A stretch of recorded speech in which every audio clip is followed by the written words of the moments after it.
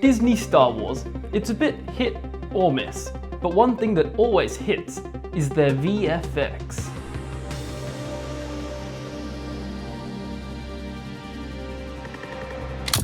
Question: can an amateur VFX artist create Star Wars VFX just as good as Disney without any expensive equipment and no friends? Because I don't have any. No. Well, maybe. That's what we're going to find out today. So, I want to make a scene that features me as the Sith Lord with a massive army of droids behind me, and we walk up to a group of clones and battle them to the death. And there'll be a big fiery landscape in the background with lots of smoke and explosion everywhere. And if there's one thing that I'd want you to think after you watch it, it's just, hell yeah. And the battle scene is all going to be one single shot, which is going to be very hard to do. Let's start by filming me walking towards the clones. And yes, I know I'm dressed as a Jedi. That's because I do not have a Sith costume yet. So let's just say that this guy, he was a Jedi, now he became a Sith, and he hasn't had time to order his Sith outfit yet. Welcome to my very expensive film set. As you can see, I have a green screen. Wonderful. There's a light here called the Aperture MC Pro, which is going to cast light on the side of my face for an explosion. I have this treadmill thing that I can walk on. And I have a camera. All I'm doing here is just using the Aperture app on my phone to trigger the light when I want the explosion to go off. Now to film the battle scene. Wait, I need a lightsaber.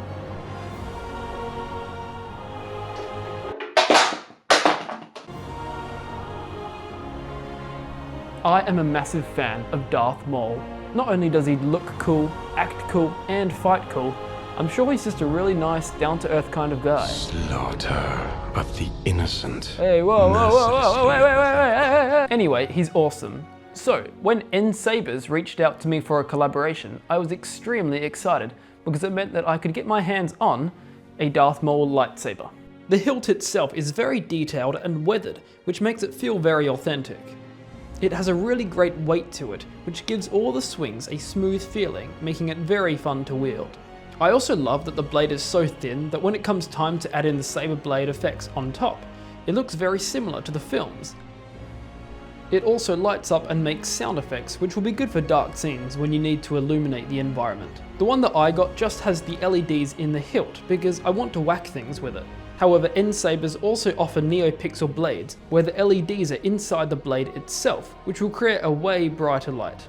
Anyway, thank you to Nsabers for sending me this lightsaber, and you can find out more about them below.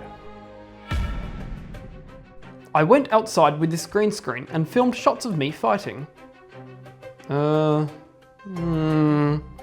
doesn't really look very good, but I promise it'll be cool in the end. Essentially what I'm doing is filming separate chunks of the battle, and then in the gaps between my shots, I will pan a virtual camera away from me and over to a CG object, and then back to me to transition into the next shot. And since I will be using AI to cut me out, I don't have to worry about standing fully inside the green screen, but I will try and keep my hand and lightsaber in because they are moving too fast for the AI. Alright, runways AI rotoscoping time. Oh man. Oh well, let's do some manual tweaking. Nice. Now for the saber blade effect. I just used Video Copilot's saber plugin.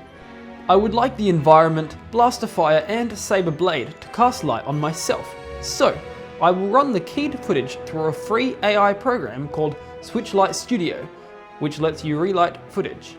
Whilst that's going on, let's make this super detailed environment. I'm going to add a plane and give it this metal panel texture from productioncrate.com, and that's it. Wait, no, here you go, a picture of a distant terrain. And how about some smoke plumes illuminated by fire? These clouds will do. Let's chuck in some cumulonimbus ones, lower their density, and light from behind with these orange point lights. I actually made a few variations of these in a new Blender scene, and then could bring them back into my main scene as images. Let's bring in the treadmill footage. I would like more angles than just these close-ups, so I'm going to need a 3D model of myself. That's when Avaturn comes into play. I will upload 3 pictures of my face and it gives me a 3D version of myself. Oh my god, put some clothes on. And wow, they even have a Jedi costume preset right here. How nice of them. Alright, Mixamo walk animation, done. And now for the cloak simulation. Son of a bitch. No.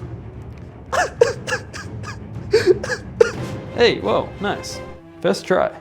To make an army, I will get this battle droid 3D model, add a new plane, make it the shape of the army, geometry nodes. This node, this one, and this one. Impressive. Now I can add a point light, make it orange, and animate its intensity to match the practical light from my live action shots. Wow, this actually looks kind of good. Surprised? Yes. Now for the battle. I can bring in the switch light footage and connect up all the materials that it gave me. The main one that we're looking for is this normal map, which adds fake depth to the shot, allowing for interactive lighting. So when I bring in the saber footage and make it emit red light, it now casts light on me. Pretty cool. We need to transition from this shot to this one, so let's make the camera pan over to a clone, getting the saber pulled out of his chest. Ah, look here, a free clone model. Nice.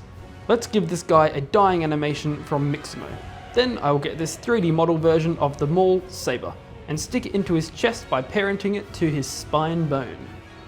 Now I can have this shot visible, pan the camera to the clone and animate the saber being pulled out and back to me. Hide that first shot and switch on the shot with the saber already in my hand. As the camera pans back to me, it looks like I'm really catching it. I then did a similar technique to have myself throw the lightsaber at this clone and whoa, whoa, whoa. This is not Disney. His head must be cut off. What? Brilliant. To make the battle feel more alive, I'll do more geometry nodes of droids walking past the camera, and then a bunch of droids in the background firing and dying. I'm using a really awesome add-on called Pew Pew to create the lasers and scorch marks. And now to put it all together. Add more explosions from Action VFX and ProductionCrate.com, smoke for atmosphere, lens flares, lens dirt, camera noise, sound design, music. And that's about it, I think. Now, does it look as good as Disney Star Wars VFX? No, I do not think so, but I think it's pretty cool, so here is the final video.